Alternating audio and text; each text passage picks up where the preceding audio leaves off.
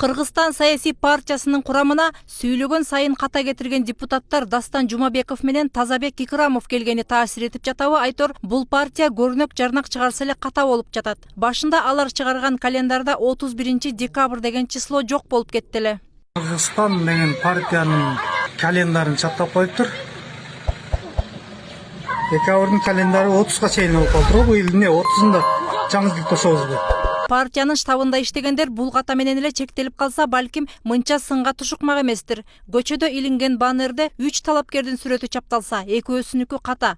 Шаршембек Абдыкеримовдун аты жөнү, Айтмамат Назаровдун сүрөтүнө жазылып калганы талапкерлердин өздөрү үчүн деле уят нерсе. Же штабындагы кызматкерлер аларды жакшы тааныбайт, же шашкандыктын кесепети болдубу? Бирок башкалар алмаштырып жазып алса да кечиримдүү дейт элек. Эки килейген талапкеринин аты жөнүн өз штабындагылар алмаштырып алганы абдан эле уят иш болду. Анысы аз келгенсип, тизмеде жок Индира Куралбекованын сүрөтүндө баннерге чаптап алышкан. Ал жерде сүрөттү карай турган болсок, ал биздин талапкер деп жүрүп атат да. Талапкер деп жүрүп атат. Анан айылдарга барып дагы ошондой сөздөрдү айтып жатыр. Мынакей мен Талас областына жалгыз аял талапкермин, мен буюрса депутат болом. Анан баланы тигинче булунча баскача жумуштарыңарды бүтүрүп берем депчи. Эгерде акыркы талапкер болсо жакшы болмок да. Биз карап көрө турган болсок, БШКнын тизмесине карасак, ал кыз эч кандай талапкер эмес экени билинди. Анан мен болсо тиги Дайыр деген негизги кандидатына билдиргем. 2 күндүн ичинде бул кыздын баннерлердин баардык айылдан алып таштагыла депчи.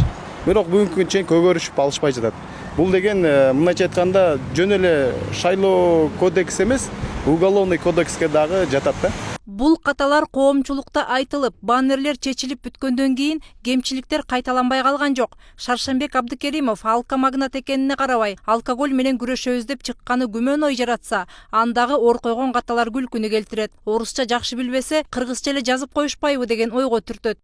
Өздөрүндө идея түгөнүп калып, башкалардын эмгегин менчиктеп алууга маш болгон бул партиянын желеги Казакстандын туусуна түсү жагынан да, эмблемасы да окшош. Анысы аз келгенсип, жүрөгүмдө Кыргызстан деген ураандагы Г тамгасы да казак туугандардыкы.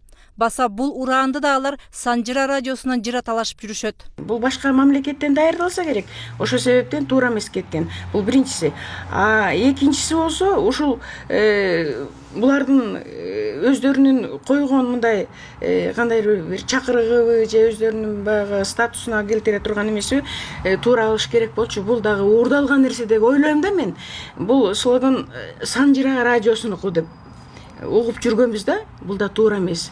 Бул ор койгон каталар тиешелүү мамлекеттик органдардын да бетине чиркөө болуп, ары бери өтүп окуп жаткан элдин аң сезимине да терс таасирин тийгизип жатат. Тамга таанып, бирок сабаты жойула элек мектеп окуучулары ушинтип жазса боло берет турбайбы деген ойго түртөт. Андыктан тиешелүү мекемелер чара көрүшү керек эле. Кыргыз Республикасынын мамлекеттик тили жөнүндө 27-берене Кыргыз Республикасында жарнактар, кулактандыруулар, пресс-куранттар жана башка көрүнүү маалыматтар адегенде мамлекеттик тилде, андан кийин расмий тилде, зарыл учурларда башка тилдерде да жол жоболоштурулат.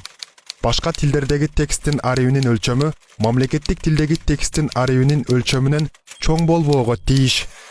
30-берене мамлекеттик тилди пайдалануунун бардык чөйрөлөрүндө кыргыз адабий тилинин колдонуудагы ченемдери сакталат. Алфавит жана орфография эрежелерин Кыргыз Республикасынын жогорку кеңеши бекитет. 33-берене ушул мыйзамды бузгандыгы жана аткарбагандыгы үчүн мамлекеттик органдардын, менчиктин бардык түрүндөгү уюмдардын жетекчилери, ошондой эле юридикалык жана жеке жактар Кыргыз Республикасынын мыйзамдарынын чегинде жоопкерчиликке тартылышат. Бишкек мэриясында түзүлгөн атайын департамент жоюлуп кеткенден бери кала жетекчилиги бул иштерди көзөмөлдөй албайбыз деп алакан жаят. Бирок өлкөнүн мыйзамдарында мындай каталарды жергиликтүү бийлик өкүлдөрү көзөмөлгө алуусу керек экендиги бадырайта жазылган. Кыргыз Республикасынын мыйзам бузуулар жөнүндө кодекси Бишкек шаары 2017-жылдын 13-апрели номер 58. Ушул кодекстин 65-беренесинде каралган бузуулар жөнүндө жергиликтүү өз алдынча башкаруу органдары тарабынан каралат. 65-берене тил жөнүндө Кыргыз Республикасынын мыйзамдарынын талаптарын бузуу. Биринчи, тексттери адабий тилдин ченемдерине ылайык келбеген көрнөктөрдү, кулактандырууларды, пресс-куранттарды жана башка көрсөтмөлүү маалыматты юридикалык жана прейскуранттарды жана башка көрсөтмөлүү маалыматтарды юридикалык жана жеке жактардын имараттарында жайгаштыруу эскертүүгө алып келет. Экинчи, ушул берененин биринчи бөлүгүндө каралган иш-аракеттер эскертүү жаза чарасы колдонулгандан кийин 1 айдын ичинде, оңдолбосо же 6 айдын ичинде кайталанса, биринчи категориядагы айыппул салууга алып келет. Жеке адамдарга 1000 сом, юридикалык жактарга 5000 сом. Ал эми мамлекеттик тил комиссиясынын өкүлдөрү партиянын үгүт иштерине кийлигишүү, бут тосуу катары кабыл алынат деп кооптонуп, эч нерсе дей албайт экен. Биз эми могу шайлоонун үгүт иштерине байланыштуу маселелерге аралашканга биздин укугубуз да жок. Биз эми эгерде кайсы бир партияга барып биз мындай болуп калыптыр тигиндей десек, биз ал партияга бир бут тосуп аткандай маанайда түшүнүшү мүмкүн.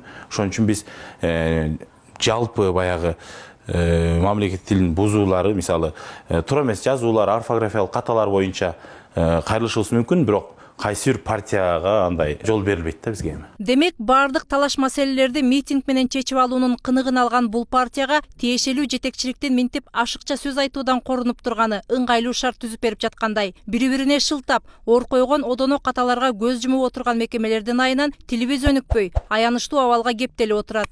Мээрим Ташыбекова, Талант Рысов, 7 канал, Бишкек.